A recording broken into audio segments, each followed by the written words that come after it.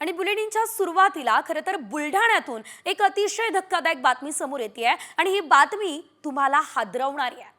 असं मी का म्हणतेय तर ही बातमी तुम्ही बघा, कारण बुलढाण्यामध्ये टक्कल व्हायरसनं थैमान घातलंय। हो, तुम्ही ऐकलं ते योग्य, टक्कल व्हायरसच।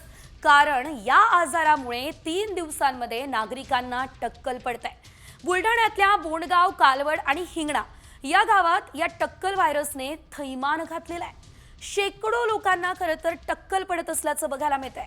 नागरिकांच्या डोक्याला आधी खाज येते, नंतर हळूहळू केस गळायला लागतात आणि अगदी तिसऱ्या दिवशी माणसाला टक्कल पडतं।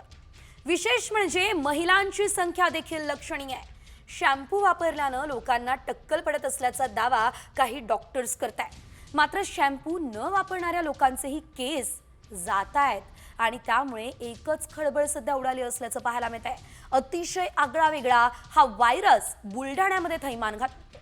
पुन्हा एकदा जाऊयात आमचे प्रतिनिधी संजय जाधव यांच्याकडे। संजय, एकंदरीत आपण जर बघितलं, मोठा दावा डॉक्टरांकडून करण्यात आलेला आहे।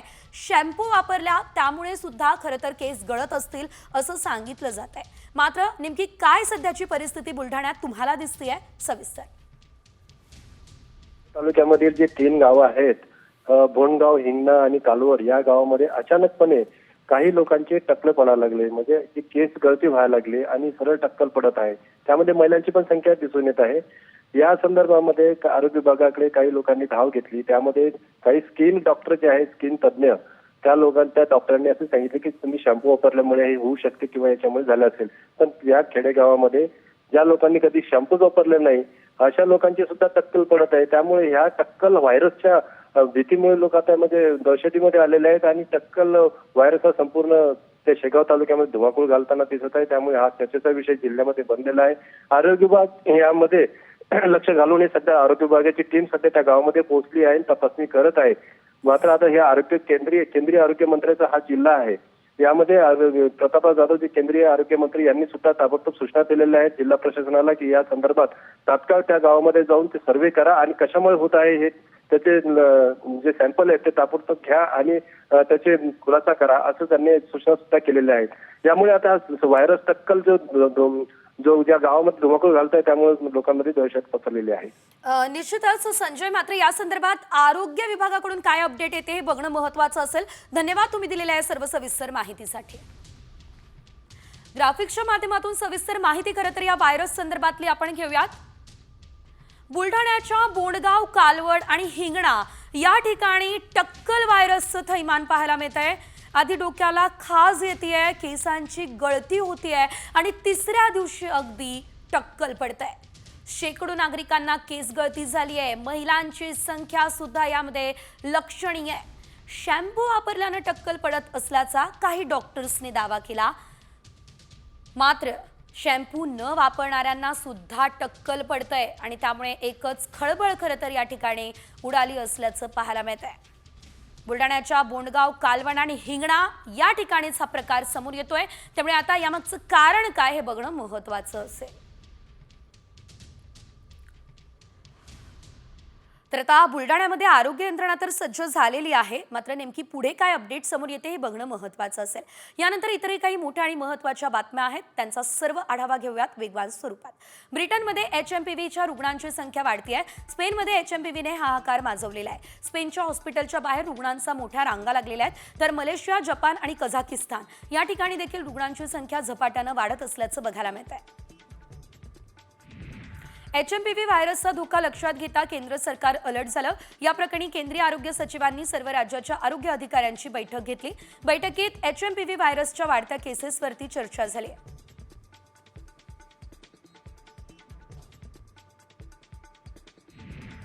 HMPV या व्हायरसच्या पार्श्वभूमीवर नाशिक आरोग्य विभागही सतर्क झालं। सर्दी, खोकला आणि तापाच्या रुग्णांची संख्या वाढल्यानंतर तात्काळ HMPV तपासणी केली जाणार आहे। जिल्हा रुग्णालयामध्ये अतिरिक्त बेड आणि ऑक्सिजन बेडची व्यवस्थाही करण्यात आलेली आहे।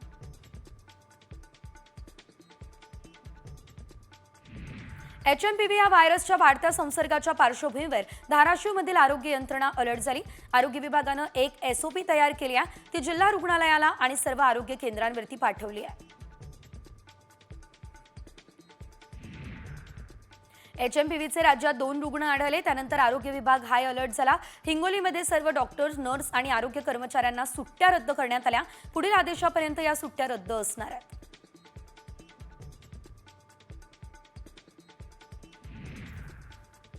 HMPV हा जो व्हायरस आहे तो आधीपासूनच अस्तित्वात आहे आणि याच्या विरोधात लढण्यासाठी भारतीयांमध्ये अगोदरपासूनच अँटीबॉडीज आहेत. त्यामुळे घाबरून जाऊ नका, ही प्रतिक्रिया CSIRचे माजी महासंचालक डॉक्टर शेखर मांडे यांनी दिली.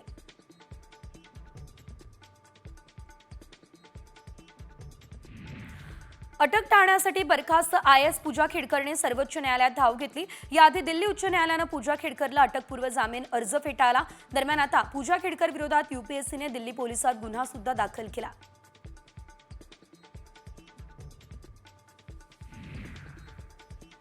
सर्वोच्च न्यायालयानं आता ऑनलाईन फसवणूक प्रकरणात SBIला फटकारलं. एका ग्राहकाची ऑनलाईन फसवणूक होऊनही SBIनं ग्राहकावर हलगर्जीपणाचा आरोप केलाय. स्वतःची जबाबदारी झटकून दिली आणि त्यामुळे आता सर्वोच्च न्यायालयानं फटकारत 94,000 रुपये भरपाई देण्याची मागणी केली आहे.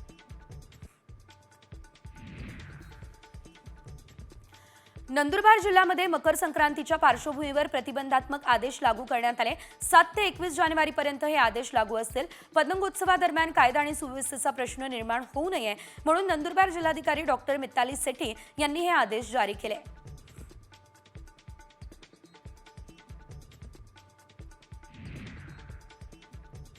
माघी गणेशोत्सवात प्लास्टर ऑफ पॅरिसच्या मूर्तींना बंदी घालण्यात आली. घरगुती मूर्ती सुद्धा पर्यावरणपूरक हव्यात असा निर्णय मुंबई पालिकेने घेतला.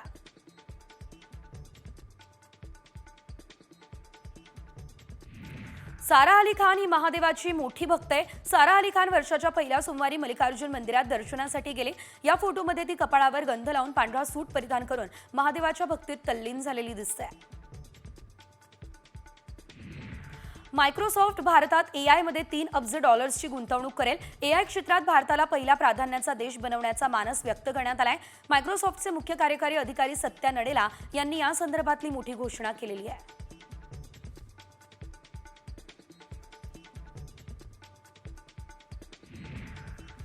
देशातली दुसरी सर्वात मोठी IT कंपनी इन्फोसिसने आपल्या कर्मचाऱ्यांची वार्षिक पगारवाढ पुढे ढकलली. इन्फोसिस कर्मचाऱ्यांना 2024-25 मध्ये अद्याप पगारवाढ मिळालेली नाही, तर आता चौथ्या तिमाहीमध्ये देण्याचा विचार केला जातोय. दरम्यान कंपनीने शेवटची पगारवाढ नोव्हेंबर 2023 मध्ये केली आहे. भारत सरकारकडून GDP बाबत अहवाल प्रसिद्ध करण्यात आला. त्यानुसार 2024 आणि 25 या काळात GDP निच्चांकी पातळीवर असू शकतो हा अंदाज आहे. गेल्या आर्थिक वर्षात GDP 8.2 होता, मात्र यावेळेस साधारणतः 6.4 इतक्या GDPची शक्यता वर्तवण्यात आलेली आहे. तसं घडल्यास ही 4 वर्षातली निच्चांकी पातळी असणार आहे. अमरावतीमधल्या चांदूर रेल्वे शहरात 100 रुपयांच्या बनावट नोटा आढळल्या. या प्रकरणी 2 युवकांना अमरावती ग्रामीण गुन्हे शाखेने अटक केली. भारतीय चलनासारख्या हुबेहूब दिसणाऱ्या 100 रुपयांच्या 31 बनावट नोटा सापडल्या. या नोटा पोलिसांनी जप्त करत आरोपीला अटक केली. टोरेस या ज्वेलरी ब्रँडच्या चांगल्या परताव्याच्या आमिषाला बळी पडलेल्या 1.25 लाखांहून अधिक गुंतवणूकदारांची सुमारे हजारो कोटींची फसवणूक झाल्याची धक्कादायक माहिती प्राथमिक तपासात समोर येते. फसवणुकीचा आकडा 8 ते 10 हजार कोटींपर्यंतही जाऊ शकतो.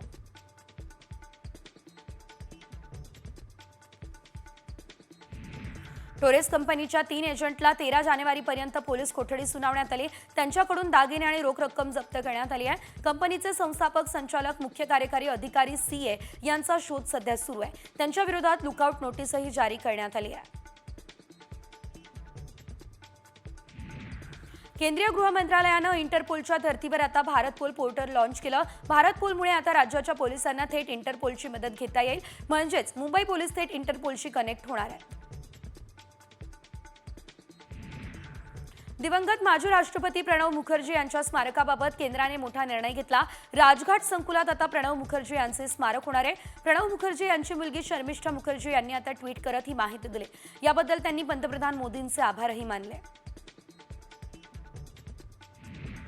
RTE 2025-26 या शैक्षणिक वर्षासाठी 25% राखीव जागांवरील प्रवेश प्रक्रियेसाठी 8,000 शाळांनी नोंदणी केली आहे. सुमारे 1 लाख प्रवेशाच्या जागांची नोंदणी आता झाली आहे. महापालिकेच्या महसुलात वाढ व्हावी यासाठी सागरी किनारा मार्गाजवळ जाहिरात फलक लावण्याचा प्रस्ताव मुंबई महापालिकेने ठेवला. याला ना हरकत प्रमाणपत्र देत पर्यावरण विभागाने मंजुरी दिली. गेल्या वर्षी ठाकरे गटाने जाहिरात फलक लावण्यास विरोध केला होता. रेल्वे बोर्डाच्या नवीन नियमानुसार मेल एक्सप्रेस रेल्वे गाड्यांना 4 जनरल डबे जोडण्यात येतील. सध्या काही ठराविक गाड्यांना 4 जनरल डबे जोडण्यात आलेले आहेत. लवकरच त्याचं काम पूर्ण होईल. त्यामुळे ऐनवेळी प्रवास करणाऱ्यांना जागा मिळणार आहे आणि त्यांची गैरसोय सुद्धा टळणार आहे.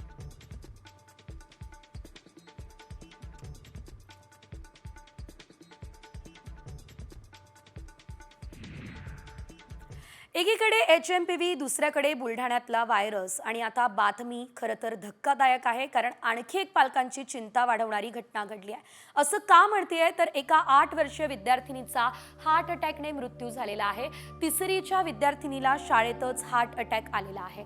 तर तिची तब्येत ती जेव्हा शाळेत गेली तेव्हा अतिशय उत्तम होती, चांगली होती. शिक्षिकेला पुस्तक दाखवण्यासाठी ही विद्यार्थिनी उभी राहिली, मात्र त्याच वेळेस ती बेशुद्ध होऊन पडली असल्याचं देखील पाहायला मिळालं आणि या शिक्षिकेने या विद्यार्थिनीला यावेळेस तातडीने रुग्णालयात दाखल केलं.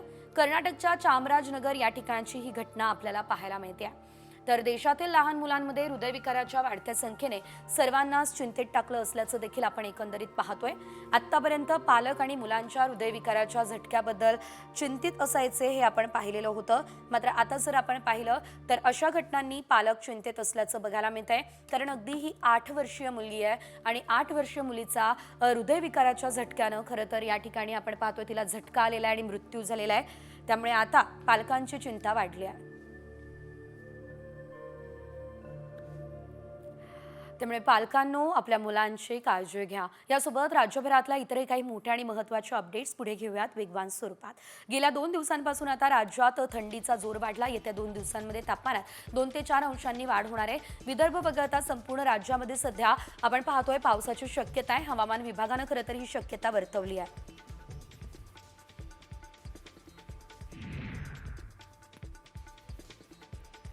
उत्तर महाराष्ट्रात किमान तापमानाचा पारा 10 अंशांच्या खाली आलेला आहे. राज्याच्या किमान तापमानात 2 ते 3 अंशांनी घट होण्याचा अंदाज आहे. थंडी देखील वाढण्याची शक्यता हवामान विभागानं वर्तवली. उत्तर भारतातील राज्यांमध्ये थंडीचा कडाका हा सध्या कमी झालेला आहे.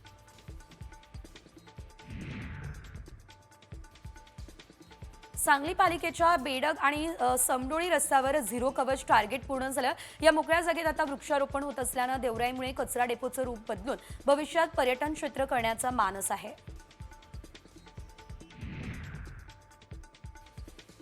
रब्बी पिकांच्या विमा नोंदणीची अंतिम तारीख 15 जानेवारी 2025 पर्यंत वाढवली आहे. यापूर्वी ही तारीख 31 डिसेंबर 2024 पर्यंत ठेवण्यात आलेली होती, परंतु प्रतिकूल हवामानामुळे आता शेतकऱ्यांना विमा नोंदणीसाठी अधिकचा वेळ दिला जातोय.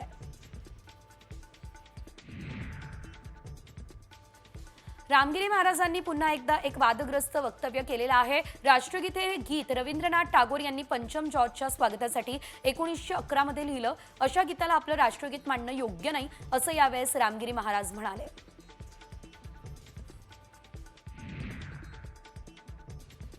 सांगलीच्या मिरज शहरामध्ये दिंडी बेस्ट परिसरात बेकायदेशीर सुरू असलेल्या गॅस रिफिलिंग सेंटरवर पोलिसांनी आता छापा टाकला असल्याचं पाहायला मिळतंय. या छाप्यात 6 गॅस सिलेंडरच्या टाक्या सुद्धा रिफिलिंग आणि साहित्य रिक्षा असा 1,36,000चा मुद्देमाल जप्त झाला. दोघांना या प्रकरणामध्ये अटक सुद्धा करण्यात आलेली आहे.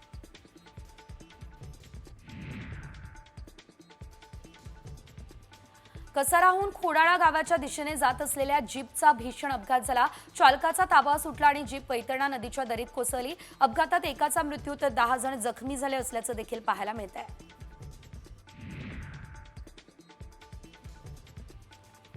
सांगलीमधल्या रत्नागिरी नागपूर राष्ट्रीय महामार्गाजवळ बस आणि ट्रकचा भीषण अपघात झाला असल्याचं पाहायला मिळत आहे. या अपघातामध्ये शाळेचे विद्यार्थी याच्यासोबतच 19 प्रवासी किरकोळ जखमी झाले. ठाण्यातील घोडबंदर रोडवरील एका दुकानाला आग लागली असल्याचं पाहायला मिळालेलं आहे. तर या ठिकाणी पुलावरील वाहतूक विस्कळीत झाली. आजूबाजूच्या दुकानांचं यामध्ये नुकसान झालं. अग्निशमन दलाकडून आगीवर नियंत्रण मिळवण्यात आलेलं आहे.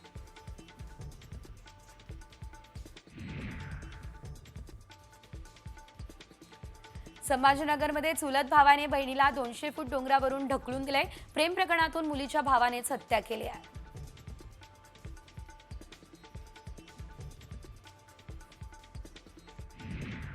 जालन्यातल्या शहागड या ठिकाणी जिल्हा परिषदेच्या शाळेत 9वीच्या वर्गात का बसला म्हणून शाळेतील मुख्याध्यापकानं विद्यार्थ्याला अमानुष मारहाण केली आहे। या प्रकरणी आता विद्यार्थ्यांनी दाखल केलेल्या तक्रारीनंतर मुख्याध्यापिकाविरोधात गुन्हा सुद्धा दाखल करण्यात आलेला आहे।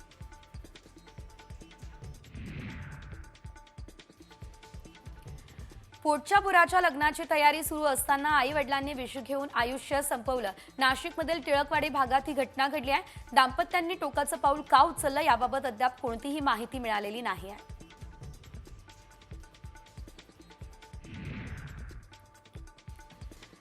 बेकायदेशीर पिस्टल बाळगणाऱ्या गुन्हेगारास पुण्यातील स्वारगेट पोलिसांकडून अटक करण्यात आली। मिळालेल्या गुप्त माहितीच्या पोलिसांनी आरोपीला ताब्यात घेतलंय, तर ऋतिक्य ससाणे असं अटक करण्यात आलेल्या 24 वर्षीय आरोपीचे नाव आहे।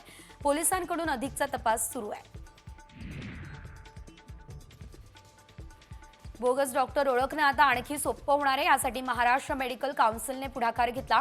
महाराष्ट्र वैद्यकीय परिषदेने राज्यातील अधिकृत डॉक्टरांना महिन्याअखेरीस QR कोड देणार आहे, तर या प्रणालीमुळे बनावट डॉक्टरांपासून रुग्णांचं संरक्षण होणार आहे।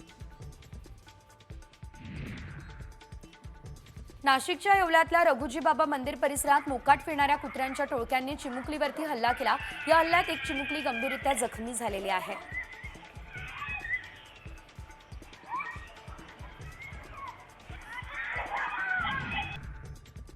साताऱ्याच्या खटाव तालुक्यात सूर्याचीवाडी तलावात ग्रेटर फ्लेमिंगोचं आगमन झालं। फ्लेमिंगोसह पट्टेरी, राजहंस, पोचाड, पिंकटेल आणि इतर 50हून अधिक प्रजातींचे आकर्षक पक्षी या ठिकाणी पाहायला मिळत आहे। सुरक्षित नैसर्गिक अधिवास आणि अन्नसाखळी उपलब्ध झाल्यानं यावर्षी परदेशी पाहुणे वेळेवरती दाखल झाले असल्याचं दिसतंय।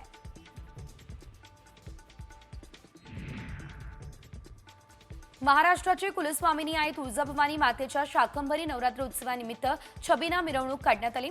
वाजत गाजत निघालेल्या या छबिना मिरवणुकीमध्ये मंदिर संस्थांचे अधिकारी आणि पुजारीही सहभागी झाले। 14 जानेवारीपर्यंत शाकंभरी नवरात्र उत्सव हा साजरा केला जाणार आहे।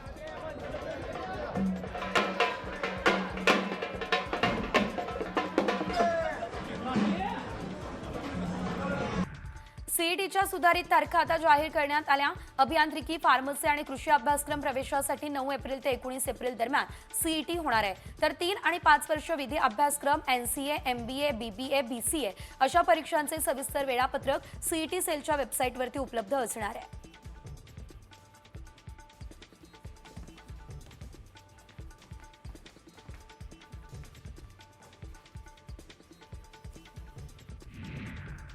भाजपा आमदार सुरेश धस हे युती धर्म पाळत नसल्याचा आरोप राष्ट्रवादीकडून करण्यात आला। बीड राष्ट्रवादीचे पदाधिकारी आक्रमक झाले आणि या सर्व कारणांमुळे राष्ट्रवादीचे आजी माजी आमदारांचं एक शिष्टमंडळ लवकरच मुख्यमंत्र्यांची भेट घेणार आहे। धस यांच्या संदर्भात तक्रार सुद्धा केली जाणार असल्याचं कळतंय। संतोष देशमुख यांच्या हत्येच्या निषेधार्थ 10 तारखेला जालन्यात जनआक्रोश मोर्चा निघणार आहे। मराठा क्रांती मोर्चा आणि सकल मराठा समाज, सर्वपक्षीय नेते आणि देशमुख कुटुंबीय हे सुद्धा या मोर्चामध्ये सहभागी होणार आहेत।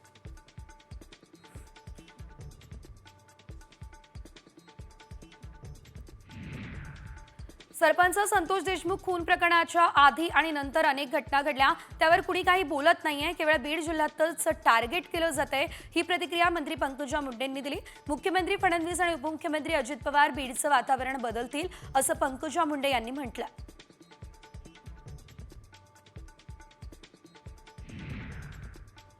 धनंजय मुंडे यांचा राजीनामा घ्यायचा अधिकार अजित पवार यांना आहे। मुख्यमंत्र्यांचा याच्याशी काय संबंध? त्यांचा पक्ष वेगळा आहे, आमचा पक्ष वेगळा आहे, ही आक्रमक प्रतिक्रिया भाजपा आमदार सुरेश धस यांनी दिली आहे।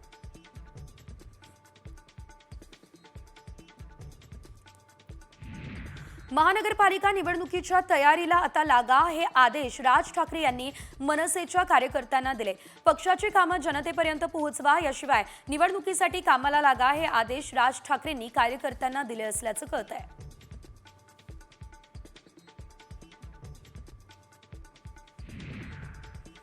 आगामी महापालिका निवडणुकीसाठी मनसेकडून युतीची चाचपणी सुरू असल्याची माहिती आहे। विधानसभा आणि लोकसभेत देखील मनसे आता शिंदेंसोबत युती करण्यास तयार होते। भाजपचा देखील ग्रीन सिग्नल होता, मात्र शिंदेंमुळे मनसेचा युतीमध्ये येण्याचा मार्ग बंद झाला, ही माहिती विश्वसनीय सूत्रांकडून मिळते। मुंबईमधील चर्चगेट परिसरात स्टारबक्स या दुकानाची पाटी मराठीमध्ये नसल्यानं ठाकरे गटाचे कार्यकर्ते आक्रमक झाले। इथल्या कर्मचाऱ्यांना जाब विचारत ठाकरे गटाच्या कार्यकर्त्यांनी स्टारबक्सच्या पाटीला काळं फासलं। या प्रकरणी काही कार्यकर्त्यांना मरीन लाईन पोलिसांनी ताब्यातही घेतलंय।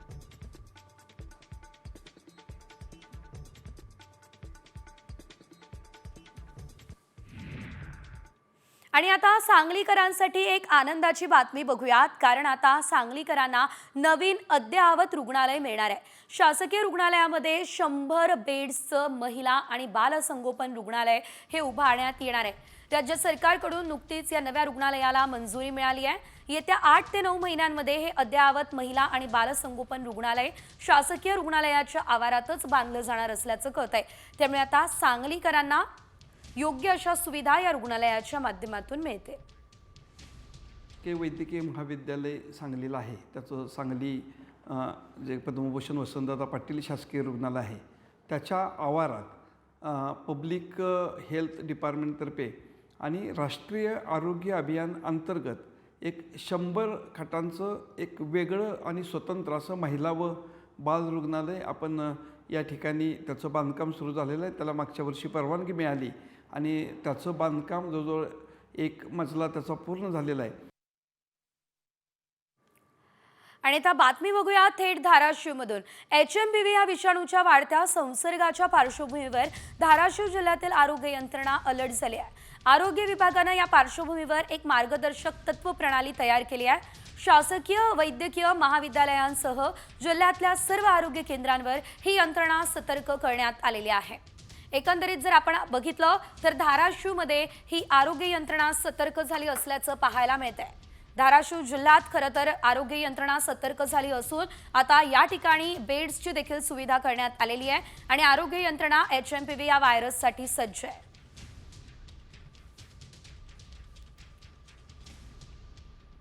तर चीनमध्ये आता HMPV या व्हायरसने थैमान घातलेलं आहे। HMPV विषाणू अत्यंत वेगाने पसरतोय आणि त्यामुळे हॉस्पिटलमध्ये रुग्णांच्या मोठ्या प्रमाणात रांगा लागत आहेत।